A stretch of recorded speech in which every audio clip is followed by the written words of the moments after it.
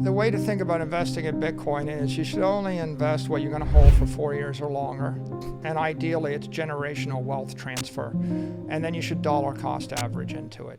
And for the average person, if they dollar cost average into it as a strong long-term store of value, they'll be fine.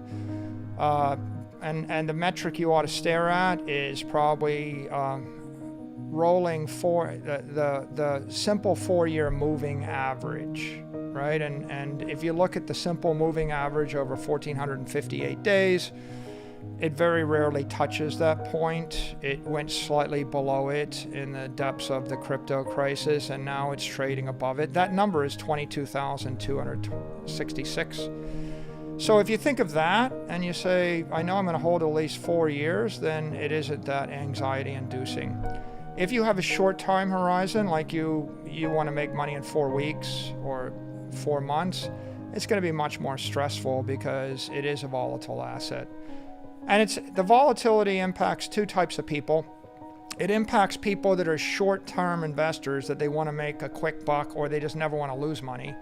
And the volatility also impacts public companies or companies that rely heavily on GAAP accounting, because the volatility is detrimental to the accounting treatment because you have to always write it down. You can never write it up.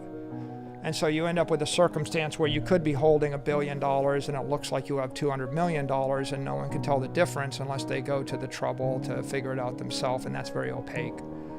So I would say that people that really are fixated upon GAAP optics, right, they'll be a little bit troubled by it. And then people that have very short-term time horizons are troubled. But for the rest of the world, it's a pretty good idea. It's the best. I've just pointed out to you, we've outperformed every asset, every big tech company, every enterprise software company, 97% of all the companies using this strategy. So if the volatility is the price you pay for the performance. And if you can't stomach the heat, right, you can't be in the kitchen. So I would rather win in a volatile fashion than lose slowly in a non-volatile way. Yeah, I mean, if we're talking about what's caused the crypto crash, I think that it was triggered first by the interest rates, right? The tightening of the Fed. And that put pressure on all risk assets from the beginning of the year. And I think the next catalyst was the Terra Luna meltdown, because in essence, they had $50 billion worth of Luna and UST backed by $1 billion or $2 billion of real assets.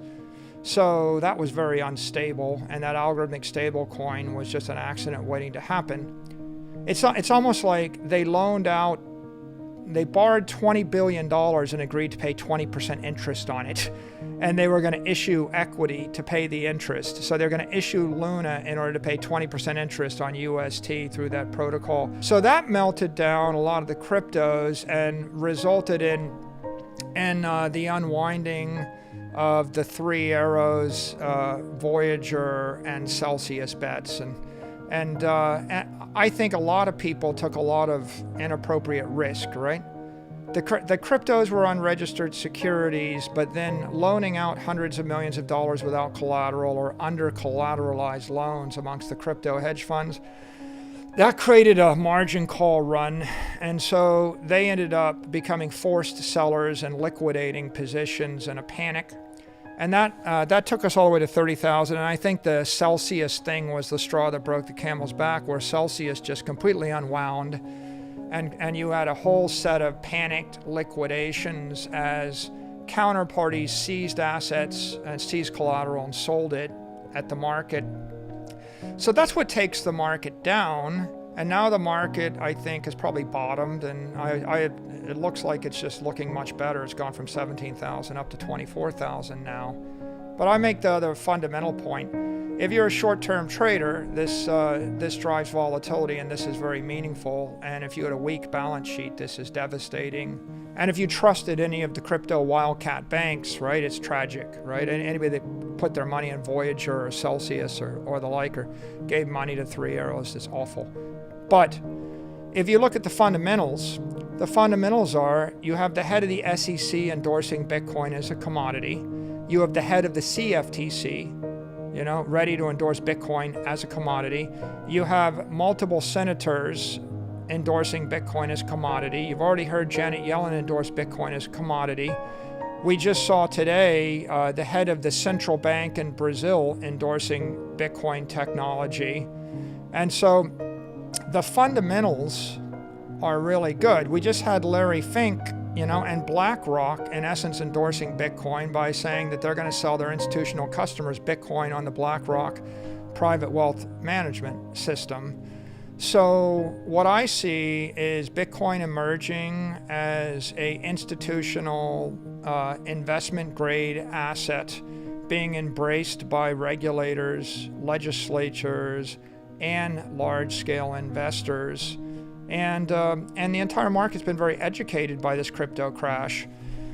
Now it's obvious to people the difference between, the good, the bad, and the ugly, right? The good would be a stable coin backed by cash equivalents that are transparently published every week. The bad might be a tether, which it works and they're competent, but it's opaque. And the ugly is the UST that just completely melts to zero. And you could likewise say Bitcoin is the good, right? It's a digital commodity, decentralized, with no issuer, without counterparty risk, non-sovereign store of value. And then you've got all the other creatures, many of which are unregistered securities, and this has lit a fire under legislators and regulators. I think they're going to accelerate all their regulatory initiatives, and that is educating the market. And ultimately, you have hundreds of billions of dollars that wants a long-term store of value because currencies are crashing everywhere in the world. And the thing that holds anybody back from buying Bitcoin is uncertainty about its classification and the way it will be treated by regulators. So as the regulation gets clarified and as people get illustrations of the difference between Bitcoin and Luna, right? It used to be people aren't quite sure about the difference. Well, in fact, a lot of people thought DeFi is better. You get a 20% yield on your DeFi and Bitcoin is dead money. And now they realize that, there is a counterparty risk to pursuing this. And this has educated the market, very, very effectively in a painful way, but in a rapid way. And I think it'll catalyze the maturity of the asset class and the institutionalization of Bitcoin to the benefit of the Bitcoin holders and the ecosystem.